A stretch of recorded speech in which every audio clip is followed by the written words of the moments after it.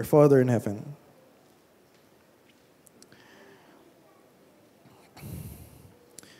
we are in a holy place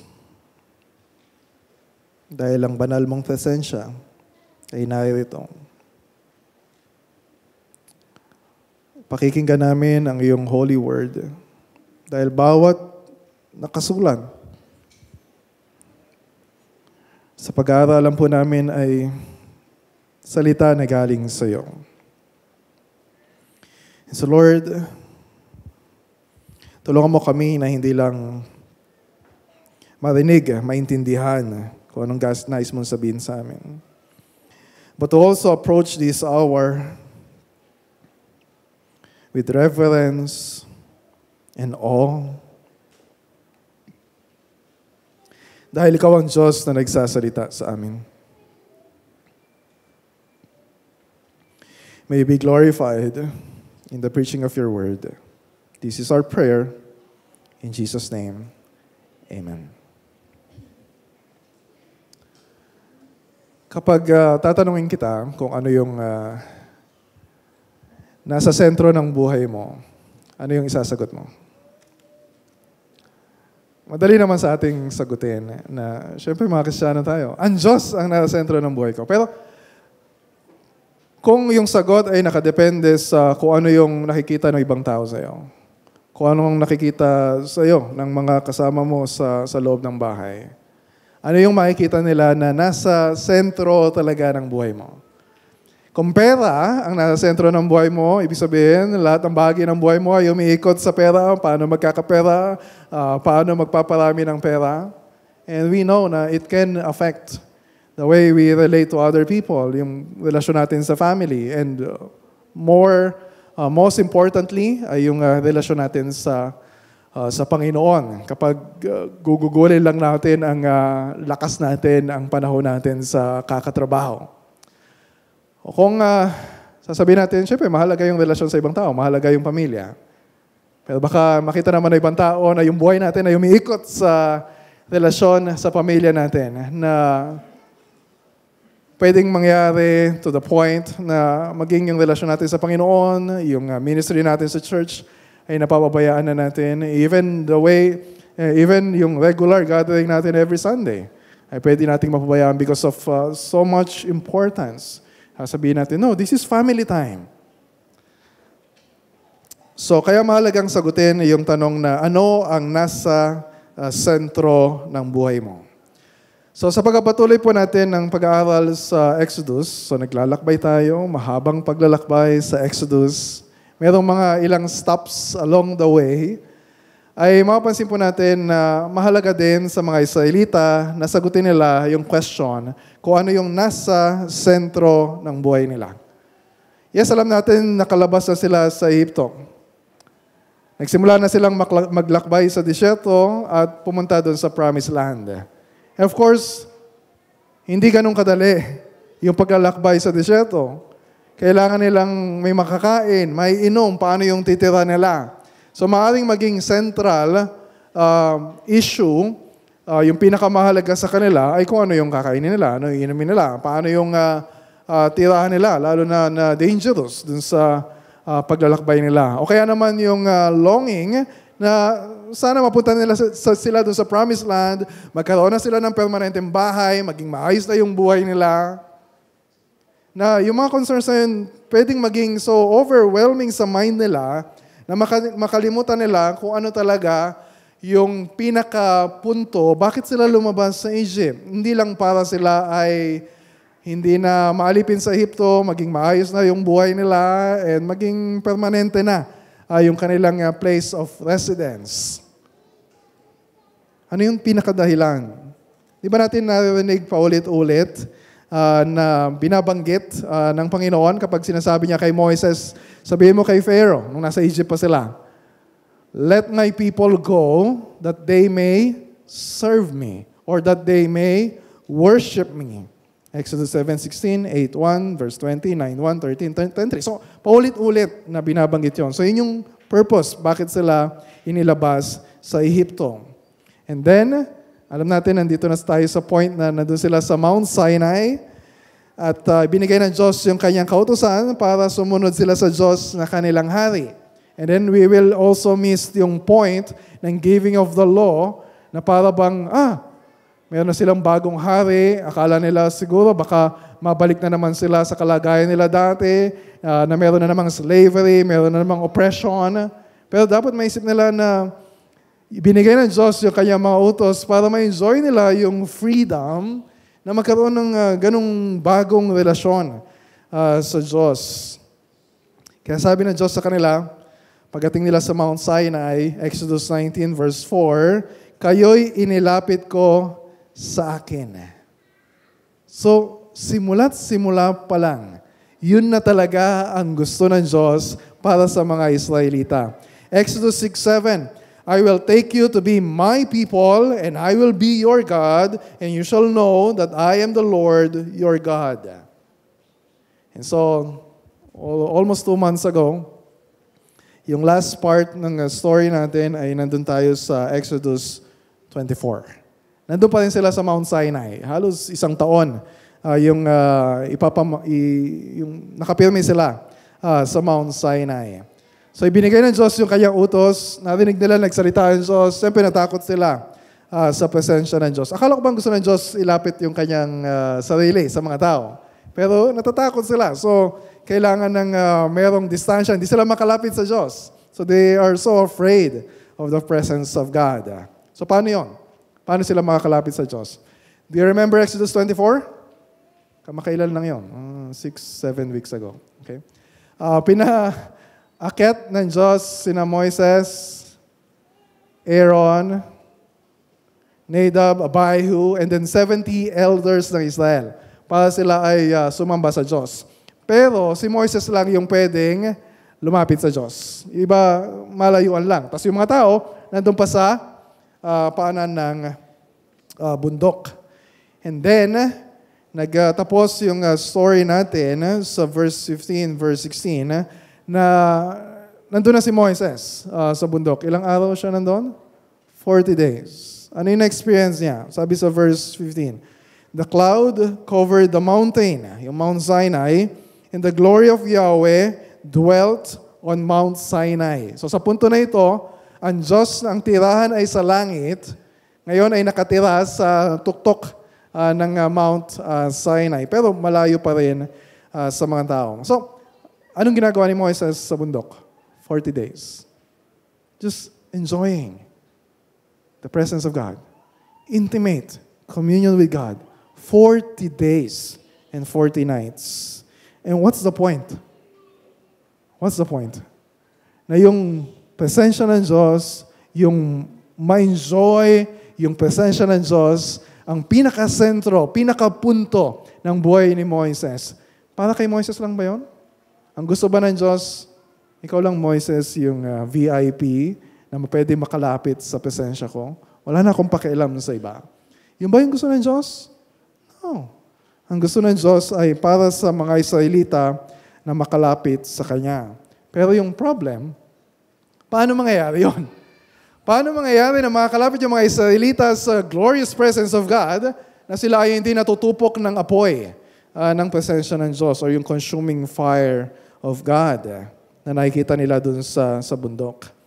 And so yung sagot ay nasa huling bahagi na ng journey natin sa Exodus. Yung sagot dun sa question na yon ay nasa Exodus 25, na simulan natin pag-aaralan ngayon, hanggang sa Exodus 40. Tingnan muna natin yung ending ng Exodus. Fast forward, ending. Last 5 verses, Exodus 40, 34 to 38. Ano yung nangyari doon? Bumaba yung ulap ng kaluwalhatian ni Yahweh sa mga Israelita sa pamamagitan ng tinatawag na tabernacle.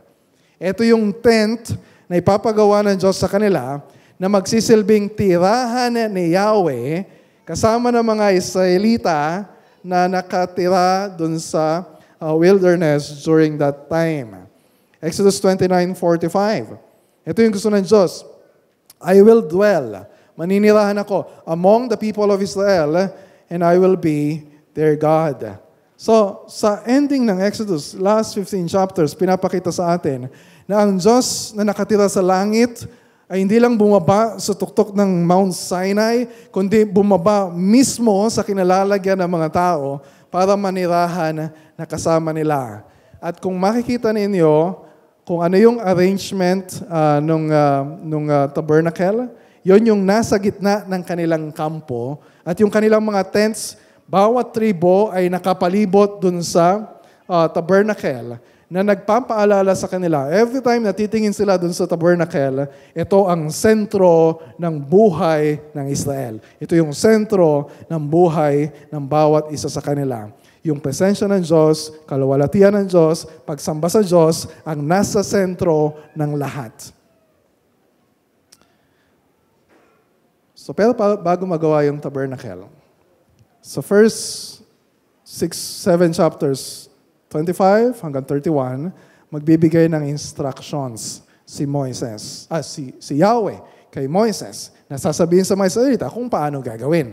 And then mula chapter 35 hanggang chapter 40, ay makita natin na ginawa nga nila yung instructions ni Yahweh na ibinigay kay Moises. Pero merong 3 chapters in between, 32 to 34, na nagkaroon ng aberya dahil tumagal si Moises ng 40 days, nainip yung mga tao, sumamba sila doon sa ginawa nila na golden calf. Pero sa susunod pa natin yung pag-uusapan. So ngayon pag-usapan muna natin yung 25 to 31, pero first 3 chapters muna tayo, 25 to 27. Tingnan natin, ano ba itong tabernacle na pinapagawa ng Diyos sa kanila? Ano yung kahalagahan nito? Ano yung tinuturo nito sa kanila? Okay? So, pasadahan lang natin yung 3 chapters na yan. Okay, listen carefully. And meron kayo makikita mga pictures para at least ma-visualize ninyo kung ano yung ipinapagawa ng Diyos. So verses 1 to 9, makita natin dito yung purpose and pattern na ibinigay ng Diyos kay Moises para sa tabernacle. So, isang reason din, bakit 40 days si Moises dun sa bundok para matanggap niya yung mga instructions or blueprint o yung plan sa construction ng tabernacle. And so, sino yung nagsasalita dito? Simula pa lang sa verse 1. Si Yahweh, sinabi ni Yahweh kay Moises. So, ang Diyos nagsasalita. And si Moses, nagsaserve as a prophet na magsasabi nito sa mga Israelita. Sabihin mo sa mga Israelita. Okay, stop muna tayo sandali doon. Sa malinaw na sa kabuuan nito, sinasabi ng Diyos na siya yung designer ng tabernacle. Siya yung architect ng tabernacle. Siya yung owner ng tabernacle. Kung ano yung gusto niyang mangyari, yung dapat ang masusunod. Hindi yung subject for suggestions, hindi yung subject for modifications, hindi yung subject for renegotiations. Sabi sa verse 9, ang sanctuaryo, tabernacle, o yung tabernacle at ang lahat ng kagamitang ilalagay roon ay gagawin mo ayon sa planong ibibigay ko sa iyo. Okay, na-experience na ninyong basahin mula Exodus 25 hanggang 31, tsaka 35 to 40. Anong nararamdaman ninyo kung ikukumpara ninyo sa mga unang bahagi ng Exodus?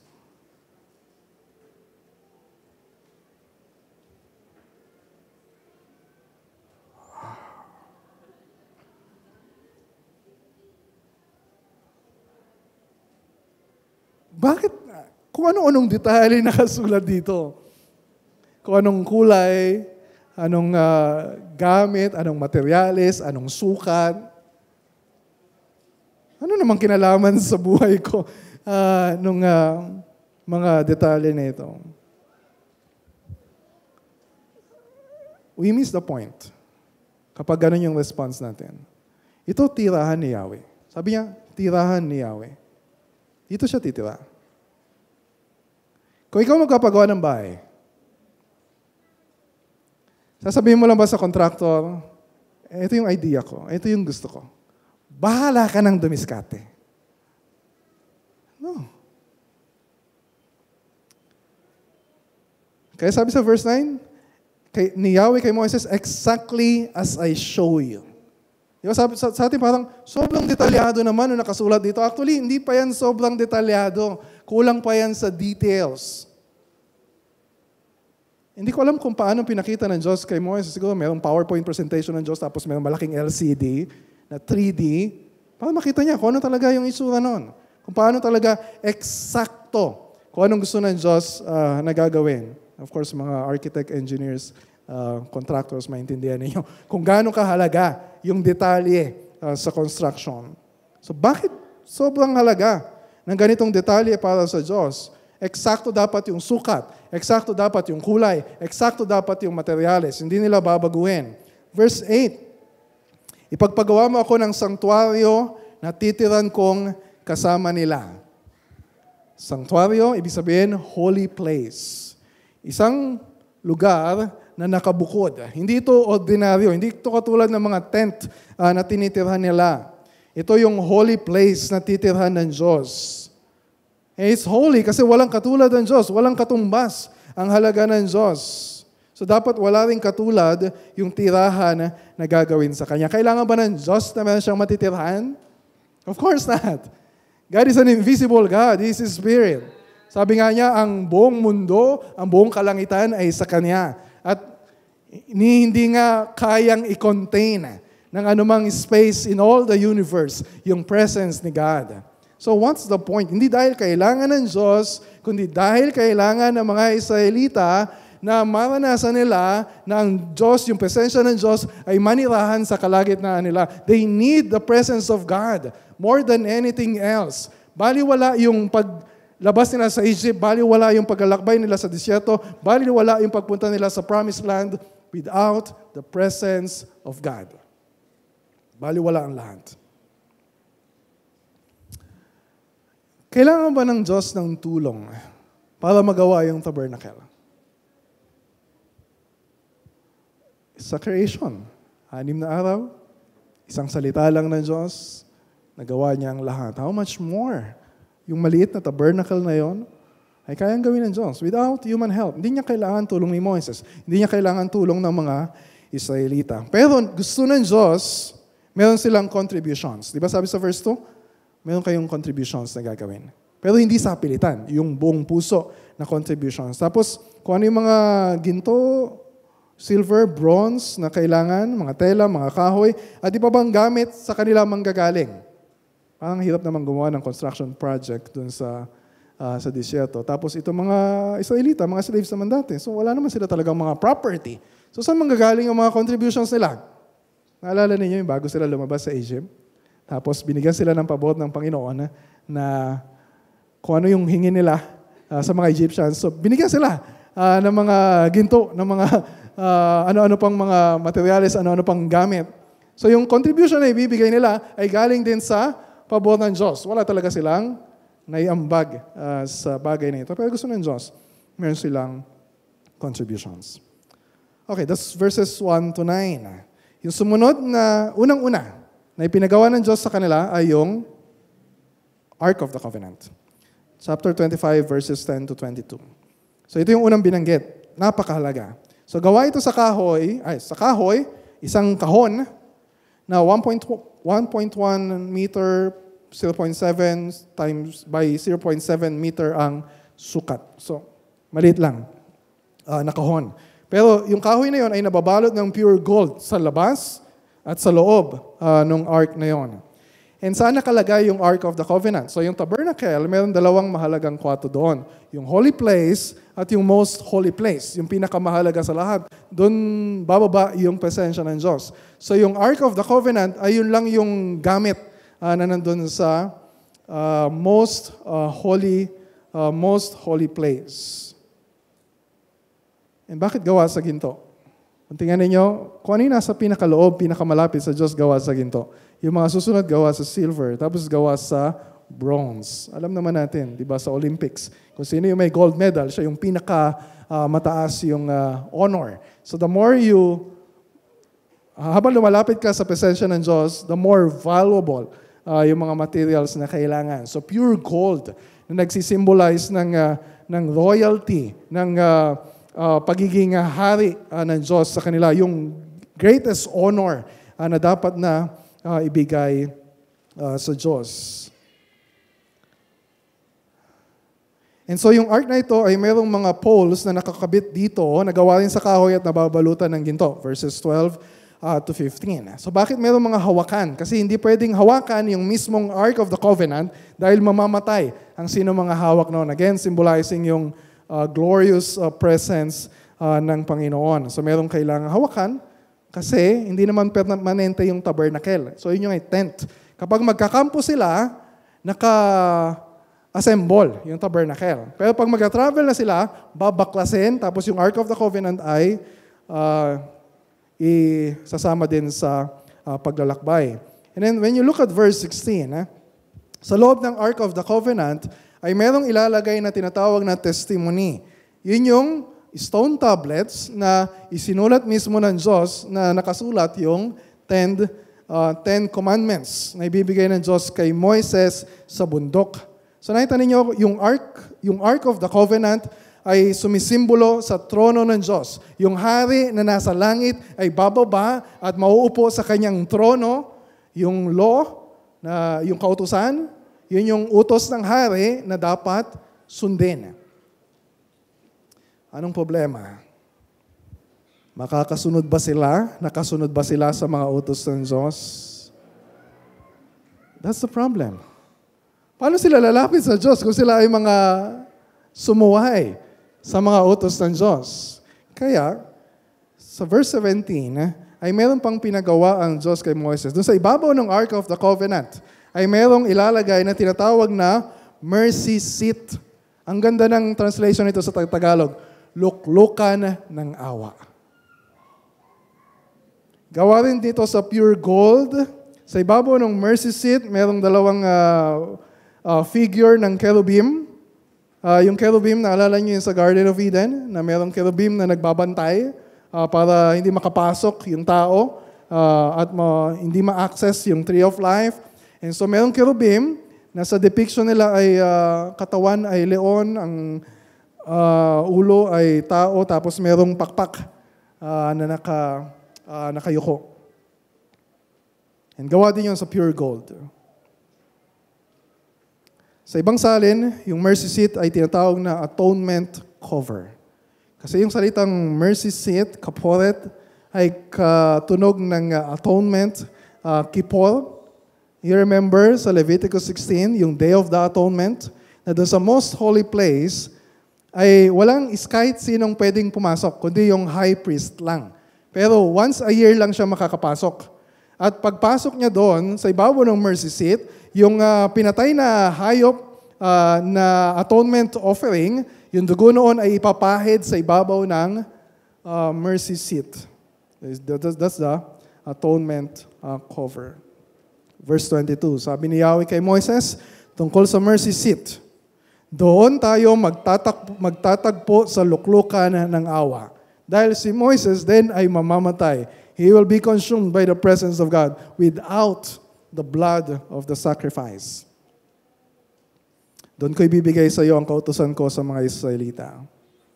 Ang Diyos ang gumagawa ng paraan para makasama niya ang mga tao na makasalanan at makalapit sa Kanya. Next. Verse 23 to 30 ay yung tinatawag na table for bread. Lamesa para sa tinapay. So gawa din ito sa kahoy, 1 by 0.5 by 0.7 meter ang sukat.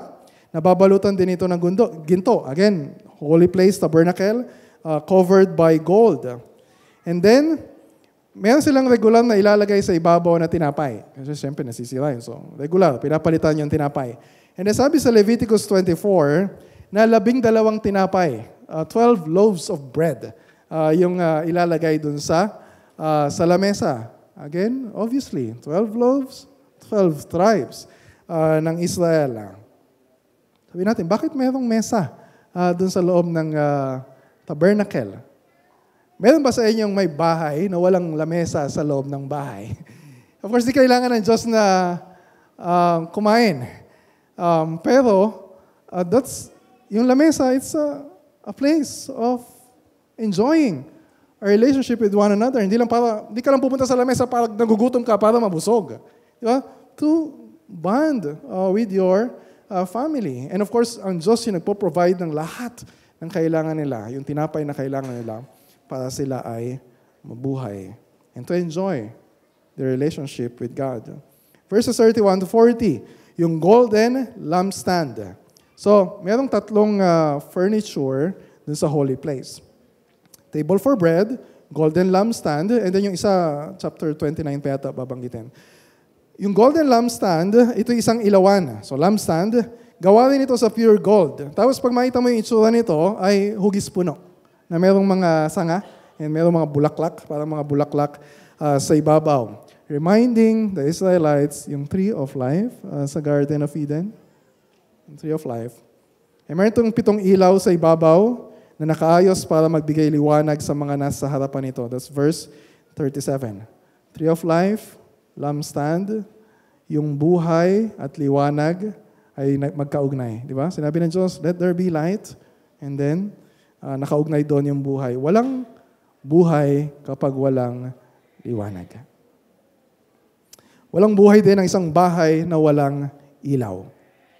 So mayroong instruction sa dulo ng text natin sa chapter 27, last 2 verses, na magpo-provide sila ng oil na ilalagay doon sa lamp na yon para tuloy-tuloy na sumisindi yung ilaw at hindi kahit kailan mamamatay.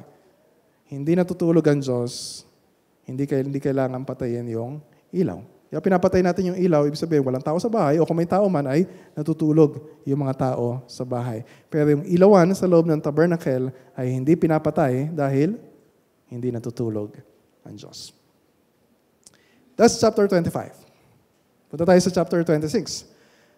Yung buong chapter na ito ay tungkol na sa construction ng tabernacle, so yung tent. So yung sukat nito ay 13.7 by 4.6 by 4.6 meters. Meron itong 10 pirasong tela na yari sa telang lino na may kulay na blue, purple, red. Again, color of royalty or divinity. May nakabuddha na larawan dun sa mga tela na yon na cherubim. Again, ibig sabihin ng cherubim, hindi basta-basta makakapasok yung access sa presensya ng Panginoon.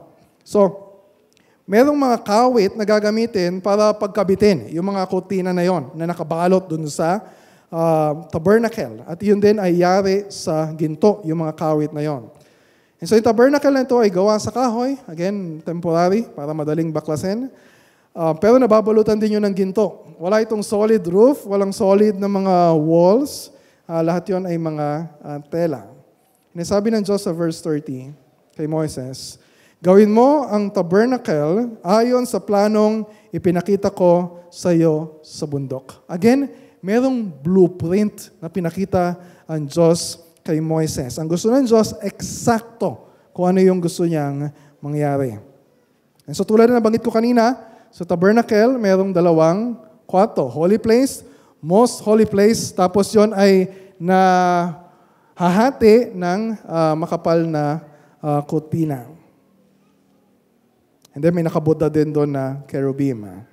And so this tabernacle is a sacred place. At pinakasagrado sa lahat, yung most holy place. At walang sino mang basta-basta makakapasok doon.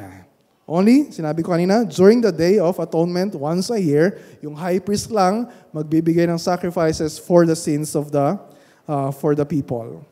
And so, gusto ng Diyos na ilapit ang kanyang sarili sa mga tao. Pero, hindi basta-basta yung paglapit sa Diyos. Hindi tayo basta-basta makakalapit sa Diyos. Ayon sa sarili nating paraan. Sa paraan na itinakda ng Diyos.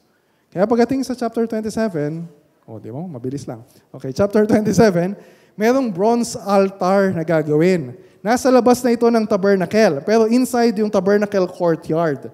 Doon sa bronze altar, anong gagawin doon? Yun yung kailangan para sunugin yung mga offerings. So yung mga priest, hindi sila makakapasok sa tabernacle without those offerings. So yung bronze altar gawa sa kahoy, 1.4 by 2.3 by 2.3 meters ang sukat. And bawat sulok ng bronze altar ay may matulis na parang sungay at nababalutan ng bronze. Again, naalala yung sinabi ko kanina? Hanggang papalayo ka dun sa most holy place, hindi na gold yung materyales, so bronze na. And bronze din yung mga gamit na ilalagay dito. Merong lalagyan ng abo, dahil susunugin, kailangan merong lalagyan ng abo. Merong pala, may palanggana, may malaking tinidor, at merong lalagyan ng apoy. So gagamitin ito sa mga sacrifices. Nakita natin sa Leviticus 1-7 kung ano-anong klaseng sacrifices ang susunugin dito sa bronze altar. Yun ay para makalapit yung mga tao na mga makasalanan sa Diyos. Kailangang merong ihahandog na sakripisyo. Again, sabi ni Yahweh kay Moses sa verse 8 ng chapter 27, ayon sa planong ipinakita ko sa iyo sa bundok, according to plan. According to God's plan, lahat ng kailangang gawin. And then, verse 9-19, so yung last instruction dito sa 3 chapters na ito, yung tabernacle courtyard. Ito na yung buong court na kinalalagyan ng tabernacle. 46 meters by 23 meters ang sukat. Di ko lang alam kung kasing laki ng lupa natin or mas malaki ng bahagya. At yung mga gagamiting materyales ay yari sa bronze at silver. Again, less valuable kaysa sa gold na nasa tabernacle. And so pansinin ninyo na nakalagay din dito sa passage na ito, na yung pintuan dun sa courtyard ay facing east. Katulad ng Garden of Eden, na yung pagpasok sa Garden of Eden na binabantayan ng mga cherubim ay facing east. So in a way, pinapaalala ito sa atin, sa mga Israelita, na yung construction ng tabernacle ay reconstruction or recreation ng Eden. Yung tabernacle is a mini Eden sa gitna ng kampo ng Israel. Ano nangyayari dun sa Garden of Eden? Si Adan at si Eva, they're enjoying the presence of God na kasama nila. Hanggang dumating yung araw na sila ay nahulog sa kasalanan, pinalaya sila sa presensya ng Diyos at binantayan ng cherubim yung lugar na yun para walang sino man makapasok at mahawakan o magkaroon ng access dun sa tree of life. So mayroon pa ibang mga kagamitan, pero sa susunod na natin, pag-uusapan yun. So ang gagawin ko lang ngayon, nakita natin yung 3 chapters. Let's just summarize. Ano yung mapapansin natin dito sa 3 chapters na ito? Ano yung gustong ituro ng Diyos sa mga Israelita? I will just highlight 4. Number 1, the centrality of the worship of God. Ulitin ko the centrality of the worship of God. So ang pagsamba sa Diyos ang nasa sentro ng buhay ng Israel. Yung pagliligtas sa kanila mula sa pagkakalipin sa Egypto ay patungo sa layunin nito. They were saved to worship God. So yung tabernacle, sabi ko kanina, nasa sentro ng kampo to indicate na yung pagsamba sa Diyos ang pinakasentro ng kanilang buhay. Hindi niyo ba napapansin? Kapag pinag-usapan yung, pag sinabing Exodus, yung book of Exodus na merong 40 chapters, naisip lang natin palagi yung tumawid sila dun sa Red Sea. Naisip lang natin palagi yung mga spectacular events na ginawa ng Diyos na nagpadala siya ng 10 salon. And that's really spectacular. Pero we miss yung point na last 16 chapters ng Exodus, 1/3 ng Exodus, almost 1/2 ng Exodus. 13 chapters doon sa last 16 chapters, so 1/3 ng Exodus, ay nakareserba para sa pagpapagawa ng tabernacle. Na pinapaalala sa atin yung isang bagay na tinitingnan natin na hindi mahalaga kapag nagbabasa tayo ng Biblia, sinasabi ng Diyos, itong pinakamahalaga sa lahat. Pahalagahan natin kung ano sinasabi ng Diyos na mahalaga. Mahalaga, pinakamahalaga sa lahat ang pagsamba sa Diyos. Pangalawa, the all-consuming glory of God. The all-consuming glory of God. So walang mga taong, ordinaryong taong pwedeng pumasok dun sa tabernacle. Hanggang doon lang sila sa courtyard, doon sa labas ng courtyard. Mga priest lang sa tabernacle. And then yung high priest dun sa most holy place. Kaya napapalibutan ng ginto yung tabernacle to indicate yung value. Yung value ng kaluwalhatian ng Panginoon. Psalm 24 verse 10. Sino ba itong dakilang hari ang makapangyarihang si Yahweh. Siya ang dakilang hari. He is the King of glory. Kaya merong Ark of the Covenant. Walang, sa kasaysayan ng Israel, maybe every kingdom, walang sinumang ordinaryong taong pwedeng basta-basta lumapit sa trono ng hari at makipag-usap sa kanya casually. Hindi basta-basta makakalapit sa presensya ng Diyos nang hindi natutupok. That's why merong kerubim. Ikatlo, so ano yung una? The centrality of the worship of God. Pangalawa, the all-consuming glory of God. Pangatlo, the absolute necessity of the Word of God. Yung 10 utos, sinulat mismo ng kamay ng Diyos na nakalagay doon sa loob ng Ark of the Covenant na nagpapaalala, ito yung mga utos ng hari, hindi pwedeng baliin, hindi pwedeng baliwalain. And ano yung pangunahin doon sa utos na yon? Wala kayo ibang sasambahin maliban sa akin, maliban kay Yahweh. At sasambahin natin ang Diyos, hindi lang sa paraan na gusto natin, kundi sa paraan na itinakda ng Diyos. Nagsalita ang Diyos para makilala natin siya, para malaman natin kung ano yung kalooban niya, kung paano tayo sasamba, kung paano tayo makakalapit sa Kanya. That's why we are making sure na everything na ginagawa natin sa worship gathering natin ay regulated by the Word of God. Buti na lang, nagsalita ang Diyos. Ito yung paulit-ulit na ine-emphasize dito sa passage na ito. Na ang Diyos ang nagsabi kung anong dapat nilang gawin, kung anong sukat ng gagawin, kung anong materyales ang gagamitin, kung anong kulay yung gagamitin nila. Walang labis, walang kulang, eksakto dapat sa kung ano ang sinabi niya. And that's obedience to the Word of God. Walang labis, walang kulang. Hindi tayo pwedeng sumamba sa Diyos nang ayon lang sa sarili nating preferences.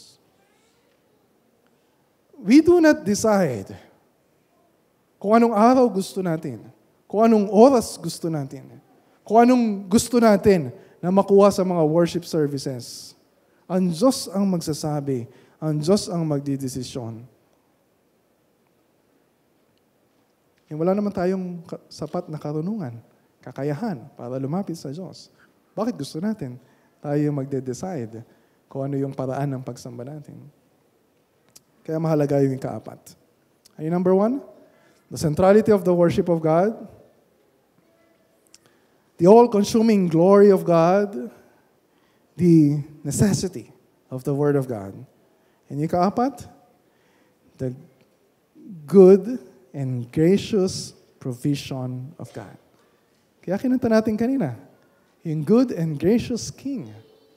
Dahil kahit di tayo makakalapit sa Kanya, ang Diyos yung gumawa ng paraan para makalapit tayo sa Kanya. Wala tayong maiaambag sa sarili lang natin.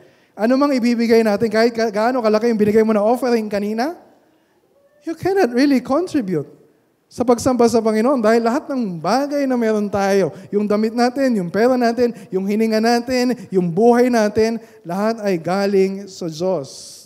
Diba kaya merong ilaw sa loob ng tabernacle? Kaya merong lamesa para ipaalala sa kanila yung necessity ng gracious provision ng Diyos para sa kanila. Sabi ng Meralco, may liwanag ang buhay. Pinapaalala ng tabernacle, may buhay ang liwanag. Magkaugnay sa plano ng Diyos yung light and life, buhay at liwanag. Look at Psalm 36 verse 9. Sapagkat nasa iyo ang bukal ng buhay, sa iyong ilaw nakakakita kami ng liwanag. Buhay, liwanag galing sa Diyos. Meron tayong buhay dahil nakita natin yung liwanag sa kaluwalhatian ni Kristo na siyang kapahayagan ng Diyos para sa atin. Kaya merong mercy seat o luklukan ng awa doon sa loob ng tabernacle. Kaya merong mga burnt offerings na gagawin. Dahil ang Diyos yung nag-provide ng solusyon o yung atonement na kailangan ng mga makasalanan para mabayaran yung kanilang kasalanan at sa halip na sila ay matupok ng apoy, yung all-consuming glory of God, ay makalapit sila sa Diyos nang walang takot and with all boldness. So kung anong nire-require ng Diyos sa kanila, yun din yung ibinibigay ng Diyos. Hindi ba? So gracious ang Diyos natin. What God requires, God Himself provides. Napakayaman ng awa ng Diyos sa atin, sa ating mga makasalanan. Okay. So that's 4 lessons, observations sa tabernacle. The centrality of the worship of God, the all-consuming glory of God, the necessity of the Word of God, the gracious provision of God. So, dito pa lang sa mga katotohanan na binanggit natin yung 4, maliwanag na yung mensahe ng Diyos sa tabernacle ay hindi lang para sa mga Israelita during that time, in generation nila, hindi lang para sa mga susunod na henerasyon, hindi lang para sa susunod na mga salin lahi, kundi hanggang maging sa atin ngayon. Do we have a basis for saying na yung tabernacle ay merong itinuturo sa atin ngayon? We're not just inventing yung lessons na yun. Hindi sasabihin ng iba, hindi, para sa mga Israelita lang yan. Wala naman tayong tabernacle ngayon eh. Look at Exodus 25 verse 40. Sabi doon, sundin mong mabuti ang planong ipinakita ko sa iyo sa bundok. And then, pagpunta natin sa Hebrews. Hebrews chapter 8 verse 5. Sinabi na sumulat yung author of Hebrews na itong mga sacrifices, mga offerings, yung priesthood, ano sabi niya sa verse 5? Ito ay larawan lamang ng mga bagay na nasa langit sapagkat nang itatayo na ni Moises ang tolda o yung tabernacle, mahigpit na ipinagbilin sa kanya ng Diyos ang ganito. Tiyakin mo na gagawin mo ang lahat ayon sa huwarang ipinakita ko sa iyo sa bundok. So ibig sabihin, yung tabernacle ay shadow lang ng heavenly reality. Ito ay just a model. Kung ano talaga yung realidad na nasa langit. So dahil ang tirahan ng Diyos ay nasa langit, at yung tabernacle ay tirahan ng Diyos sa lupa, ano yung ibig sabihin? Anong ginagawa ng Diyos? God is bringing heaven down to earth. Binababa ng Diyos ang langit sa lupa. And this is not just a construction project. Para makagawa sila ng lugar para sila ay makasamba sa Diyos. May nagsabi, ito ay microcosm of creation, a piece of heaven on earth, an ever-present reminder that the tabernacle was an earthly representation of a higher reality. Hindi ito permanent. Kaya nga tabernacle, babaklasin. At sa kasaysayan ng Diyos, wala na. Dumating yung time na wala ng tabernacle. So nagpapaalala ito sa atin na ito ay bahagi ng malaking plano ng Diyos na ibaba yung langit sa lupa. Na makasama ng Diyos ang mga tao na kanyang nilikha at iniligtas. Hindi ba yun yung simula ng storya ng Biblia? Nung nilikha ng Diyos sina Adan at Eva dun sa Garden of Eden. So yung tabernacle, again, mini Eden. Sa Garden of Eden, na-enjoy nila Adan at Eva yung presensya ng Diyos. Pero dumating yung time na hindi na nila na-enjoy yung presensya ng Diyos dahil sa kanilang kasalanan. At pinalaya sila ng Panginoon. And sabi ko kanina, temporary yung tabernacle. Kasi later on sa history ng Israel, yung tabernacle ay papalitan na ng mas permanente na structure, yung temple. Tabernacle, eventually, temple na ipinatayo sa panahon ni Haring Solomon. And kung makita ninyo itsura ng temple, halos pareho lang din ng tabernacle, yung structure, maliban lang sa mga materials kasi permanente na ito na building construction. At mas malaki. Ito yung pangako ng Diyos na nakakabit sa paggawa ng templo. 1 Kings 6:13. Maninirahan akong kasama ng sambayan ng Israel sa pamamagitan ng templong ito na iyong itinayo. Nasa plano ng Diyos, pero temporary yung tabernacle habang nandun sila sa disyerto. Pero pagdating na nila doon sa promised land, magkakaroon na ng permanent residence ang Diyos. sa Israel. Pero ano nangyari? Dahil hindi nila ginalang yung hari nila, dahil binaliwala nila yung utos ng Diyos, lalo na yung utos na huwag kayong sasamba sa ibang Diyos maliban sa akin, pinalayas ulit ng Diyos yung Israel sa kanyang lupain. Nung time na yon, nilusob sila ng mga Babylonians through a series of invasions. Hanggang dumating yung time na tuluyang winasak ang Jerusalem, sinunog ang templo. Nakita nila, wasak, giba ang templo. Anong mensahe para sa kanila? Iniwan tayo ng presensya ng Diyos. Wala na yung presensya ng Diyos sa kalagitnaan natin. And that's real tragedy sa Israel. 70 years sila na na-exile sa Babylon. After 70 years, nakabalik sila dun sa lupain na yon. May pagkakataon ulit na itayo yung templo. So again, merong temple sa panahon na ito na ni Zerubbabel na itinayo. Pero nakita nila yung templo na yon na hindi kasing grande, hindi kasing ganda, hindi kasing laki ng templo ni Solomon. Yes, in a sense. Bumalik na ba yung presensya ng Diyos? Wala pa rin. They don't fully enjoy the presence of God.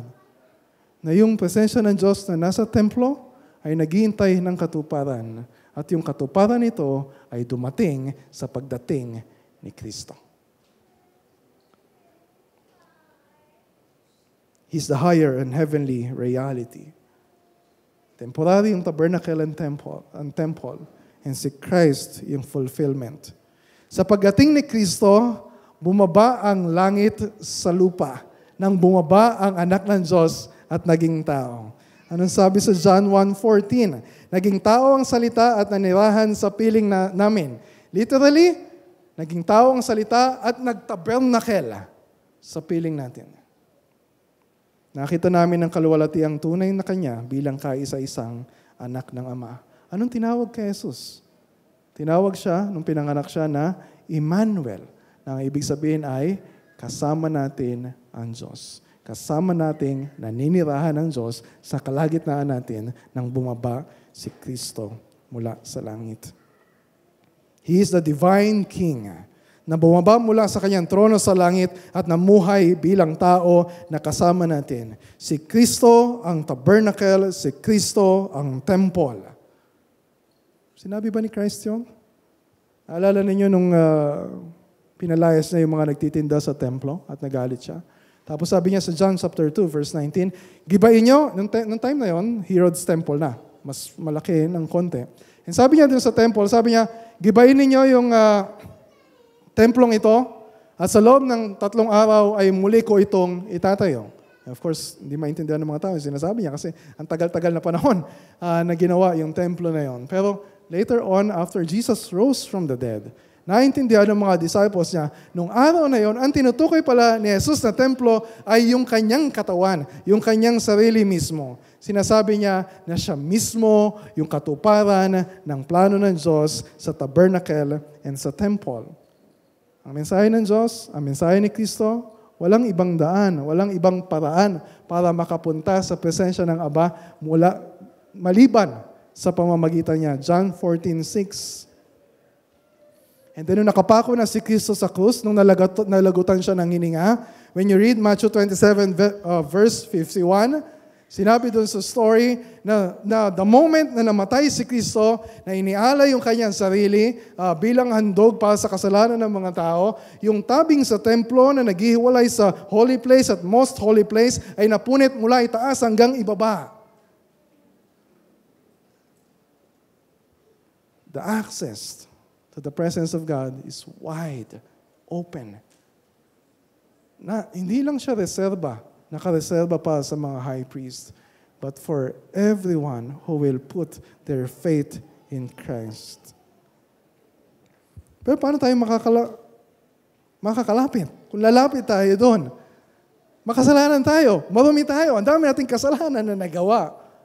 Paano tayo makakalapit sa presensya ng Diyos and find access to the presence of God without being consumed by the fire of God's wrath? Again, dahil kay Kristo. Naalala niyo yung Ark of the Covenant? Yung 10 Commandments? Dahil kay Kristo, Siya yung hari, siya yung lawgiver, siya din yung tumupad ng kautusan on our behalf. Naalala niyo yung mercy seat sa ibabaw ng Ark of the Covenant na pinapahira ng dugo? Tayo dapat yung magbayad ng kasalanan. Mga dugo dapat natin ang dapat na dumanak bilang kabayaran sa ating mga kasalanan. Pero yung dugo ni Kristo, ang pinambayad sa ating mga kasalanan, yung ipinahid dun sa ibabaw ng Ark of the Covenant, Jesus Christ is our mercy seat. Jesus Christ is our atonement cover. Binanggit ba yan sa New Testament? Romans 3:24-25. Verse 25. Si Kristo ang inialay ng Diyos bilang handog upang sa pamamagitan ng kanyang dugo ay mapatawad ang kasalanan ng lahat ng sumasampalataya sa kanya. Yung salita na inialay bilang handog, propitiation sa English, sa Greek ay hilasterion, na siyang salitang katumbas ng mercy seat na nasa loob ng tabernacle, nasa ibabaw ng Ark of the Covenant. Jesus Christ is our mercy seat. Si Kristo ang ating luklukan ng awa. He is our mercy seat. Naranasan lang natin yung awa ng Diyos sa pamamagitan ng dugo ni Kristo. So, ngayon, hindi ba nakikita natin? May kinalaman pala talaga sa buhay natin yung tabernacle.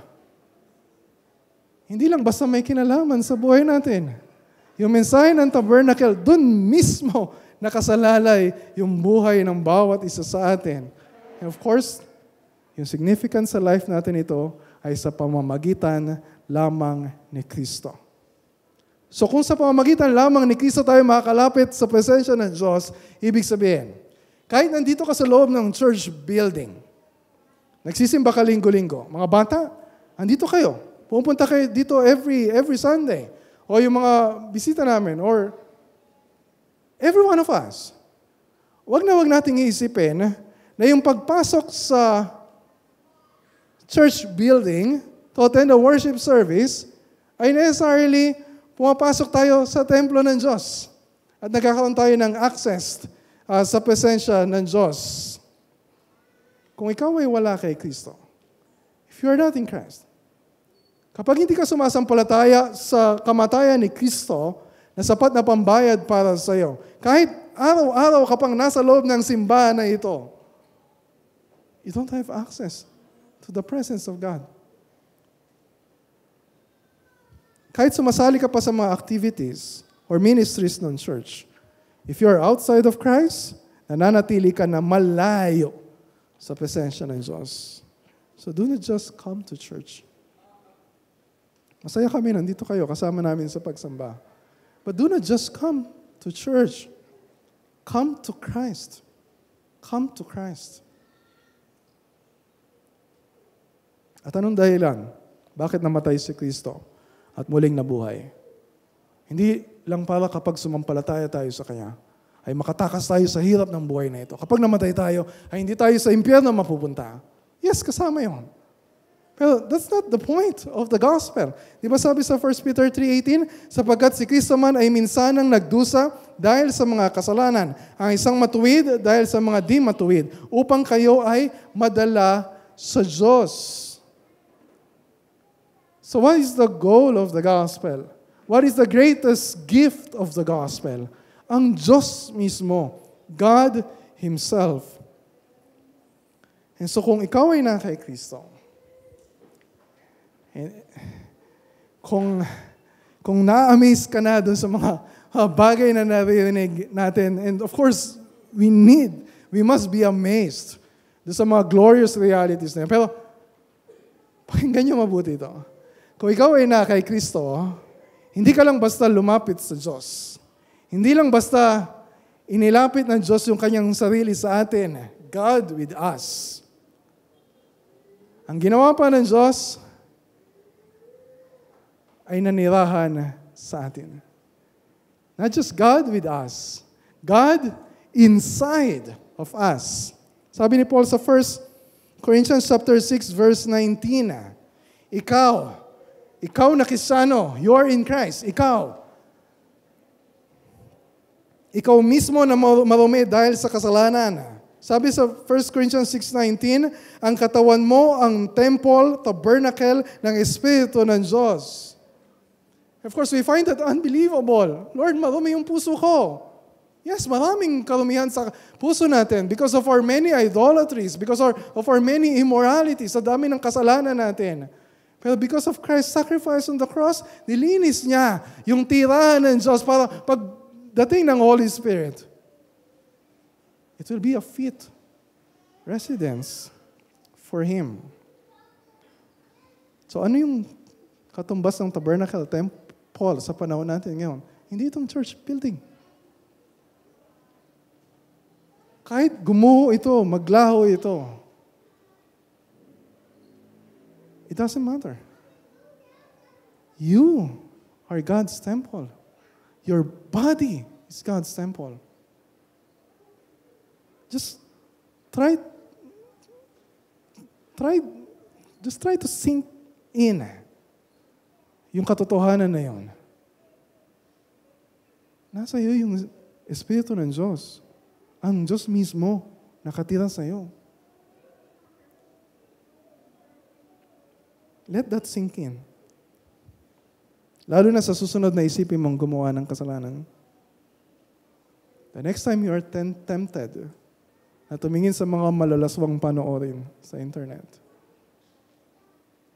The next time you are tempted na abusuhin yung katawan mo sa kakatrabaho. The next time you are tempted na gumawa ng sexual immorality. Think about that. 1 Corinthians 6:20, so glorify God in your body. If you are God's temple, glorify God in your body. Hindi lang every Sunday, every day. Whether you eat or drink or whatever you do it all for the glory of God. You are God's temple. Hindi lang every Sunday, but especially every Sunday. Kapag nagtitipon ang maraming mga templo ng Diyos at binubuo ang isang templo ng Diyos. 1 Corinthians 3:16, tayong lahat bilang isang church, ang templo ng Diyos at naninirahan sa inyo ang Kanyang Espiritu. Ibig sabihin, ang pinakalayunin pala bakit tayo nagka-gather every Sunday sa church ay para makatagpo ang Diyos. Narito tayo to enjoy the presence of God together as we listen to His Word together, as we sing His Word together, as we pray God's Word together. If this is God's temple, and yung pagsamba sa Kanya ay central sa buhay natin, isipin ninyo kung meron bang ibang bagay na mas mahalaga sa buhay natin kaysa sa ginagawa natin ngayon. Mas mahalaga pa ba yung pagtatrabaho mo? Mas mahalaga pa ba yung pag-aaral mo? Mas mahalaga pa ba yung birthday party? Mas mahalaga pa ba yung bakasyon mo kaysa sa pamilya? It's easy for us to decide na mag-absent sa worship gathering ng church as if this doesn't matter. We are God's temple. And so we evaluate kung ano yung ginagawa natin sa church. Yung ministry natin, we have service review, we evaluate our ministries, we evaluate yung mga discipling relationships natin, we evaluate yung ginagawa natin, hindi lang kung ginawa ba natin ito with excellence. Wala bang nangyaring aberya. But yung most important question we ask ourselves, the way we do ministry, the way we conduct our worship services, the way we relate sa mga members ng church, natutulungan ba natin, napangungunahan ba natin na madala yung mga tao palapit sa presensya ng Diyos? Do you come out of this gathering having tasted the goodness of the presence of the Lord?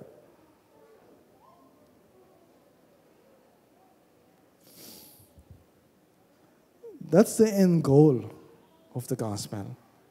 Ito yung pinakasentro ng buhay natin.